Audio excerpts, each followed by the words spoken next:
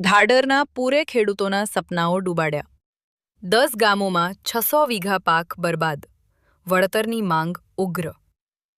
ડભોઈ તાલુકામાંથી પસાર થતી ઢાઢર નદી ફરી એકવાર ખેડૂતો માટે આફત બની છે.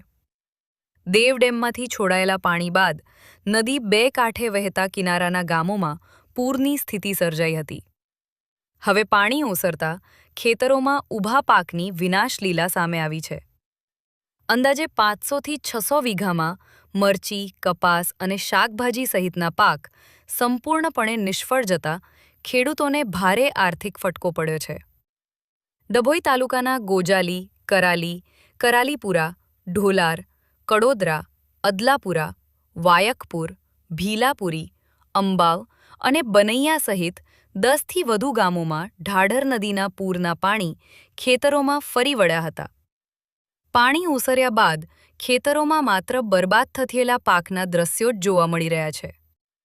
ખેડૂતોનો આક્ષેપ છે કે છેલ્લા 3 વર્ષથી દેવ ડેમમાંથી પૂરતી પૂર્વ સૂચના આપ્યા વિના પાણી છોડવામાં આવે છે, જેના કારણે નીચાણવાળા વિસ્તારના ખેડૂતોને પાક બચાવવાનો સમય પણ મળતો નથી અને દર વર્ષે લાખો રૂપિયાનું નુકસાન સહન કરવું પડે છે. પૂરના કારણે મરચી, કપાસ અને વિવિધ શાકભાજીના પાક સંપૂર્ણપણે કોહવાઈ ગયા છે.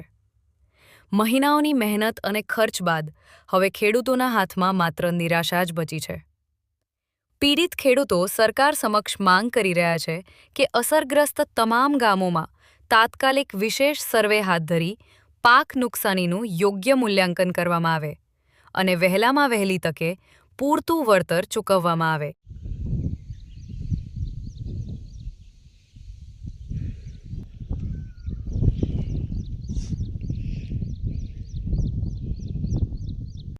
શું તકલીફો છે? તકલીફો છેલ્લા આપણે ડભોઈ તાલુકામાં છેલ્લા 2 દિવસથી બહુ ભારે વરસાદ થવાથી ખેતીના પાકને બહુ નુકસાન થયું છે. પૂર થવાથી, નદી પૂર થવાથી. કયો કયો પાક છે? પાક મરચી છે, કપાસ છે, બીજા અન્ય શાકભાજી છે. કેટલા વીઘામાં થયું હશે? આશરે 500 થી 600 વીઘામાં નુકસાન છે અમારા ગામમાં. કયા કારણ શું એનું? એનું કારણ આ નદીમાં પાણી છોડવાથી ભારે નુકસાન થયું છે. કઈ નદી પસાર થાય છે? દેવ નદી અને ઢાઢર નદી, 2 નદીઓ વચ્ચે ગામ છે. કેટલું હશે? આશરે કેટલા વીઘા હશે અને કેટલું નુકસાન હશે? આશરે નુકસાન 500 થી 600 વીઘા છે નુકસાન થયું છે. હવે શું માંગ છે તમારી? અમારી સરકારશ્રીને માંગ છે કે સર્વે કરાવે અને વળતર ચૂકવે. આનું શું તકલીફો? તકલીફો આ છે, આપણે દેવ નદીમાંથી પાણી છોડે છે. ડેમ વાળા વધારે છોડ દે છે અને નદીના આપણે કિનારા પર ખેતર છે અમારે. કયો કયો પાક છે અને કઈ નદી પસાર થઈ રહી છે? આપણે ઢાઢર નદી ને દેવ નદી. કેટલા વીઘામાં નુકસાન? 500 થી 600 વીઘા સુધી નુકસાન છે. કયો કયો પાક હતો?